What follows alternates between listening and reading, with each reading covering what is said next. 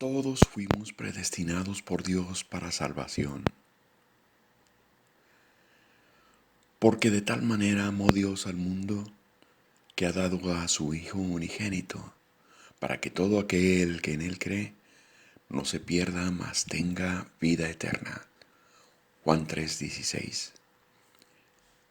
Esta declaración del Señor Jesucristo que estremece las entrañas de nuestra conciencia, que tan solo pensar que no existió ninguna medida para comparar la dimensión del amor de Dios, de modo que lo describe como de tal manera, es decir, no hay una medida comparable.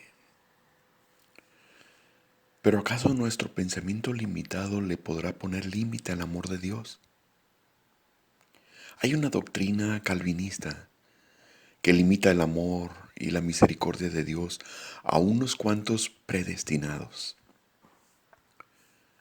Esa doctrina designa que la selección o la predestinación de Dios es determinada solo a algunas personas que Él escogió desde antes de la fundación del mundo. Que esas personas, al ser seleccionadas, son regeneradas para ser destinadas de la gracia de Dios en una vida eterna con Él. Esto incluye lo contrario, que al no ser predestinados para salvación, las demás personas son predestinadas para la condenación y juicio. El punto central de esta doctrina se basa en lo siguiente. Número 1, Efesios 4, 1 y 5. Según nos escogió en Él antes de la fundación del mundo, para que fuéramos santos y sin mancha delante de Él. En amor, nos predestinó para la adopción como hijos, para así, mediante Jesucristo, conforme al beneplácito de su voluntad. Este pasaje sin duda está dedicado a la iglesia. Sin embargo, este pasaje habla del propósito de Dios en la humanidad, que nos predestinó a los seres humanos con el propósito de la alabanza de su gloria, de la gloria de Dios. Entonces, para ese propósito creó al hombre a su imagen y a su semejanza, habiendo creado antes que al hombre a los cielos y a la tierra, habiendo creado también a toda clase de seres vivientes, plantas, animales de toda clase de acuáticos y terrestres, para hacer un adecuado hábitat para lo más importante de su creación, el hombre. Todo lo creado lo hizo Dios para ser la habitación del hombre. Dios ya tenía a los seres angelicales para alabar a Dios, mas Dios creó al hombre con voluntad y decisión para que el hombre, en su libre albedrío, tome la decisión de servir a Dios o no servir a Dios. Esa es la facultad para hacer uso de ella. Por lo tanto, la decisión hace la diferencia de recibir la gracia de Dios o no recibirla.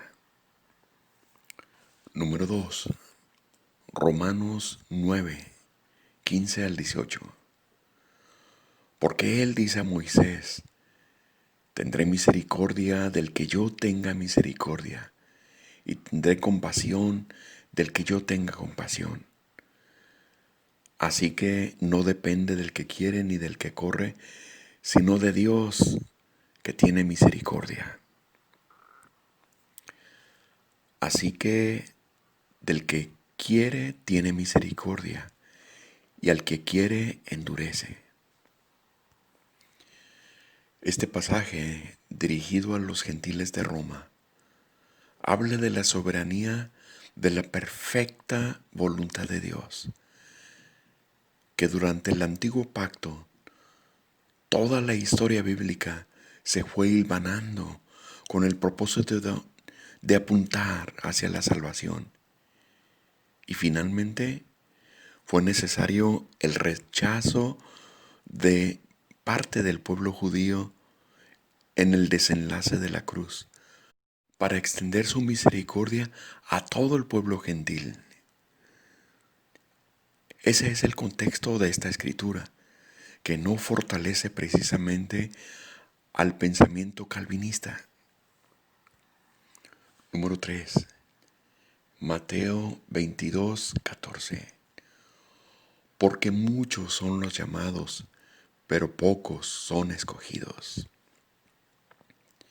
El llamado de Dios, por principio, es destinado a todos, pero la predicación de su iglesia, a quienes la iglesia puede alcanzar, estos muchos son llamados. Mas como dice esta misma escritura, pocos son los escogidos.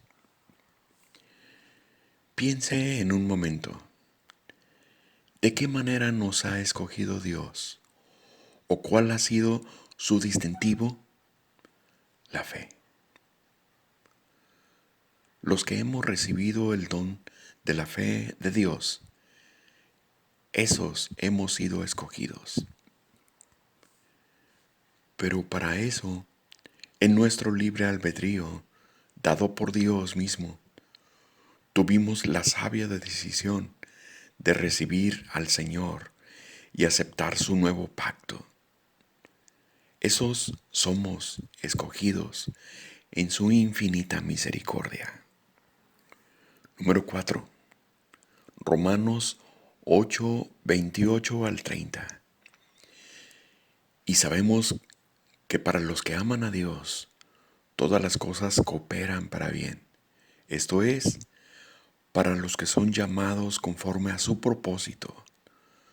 Porque a los que de antemano conoció, también los predestinó a ser hechos conforme a la imagen de su Hijo, para que Él sea el primogénito de entre muchos hermanos. Y a los que predestinó, a esos también llamó, y a los que llamó, a esos también justificó, y a los que justificó, a esos también glorificó. Esto, conforme a la misma palabra de Efesios, Dios nos ha escogido por ser nuestro Hacedor y nos ha predestinado a la humanidad conforme a su propósito de alabanza a su nombre.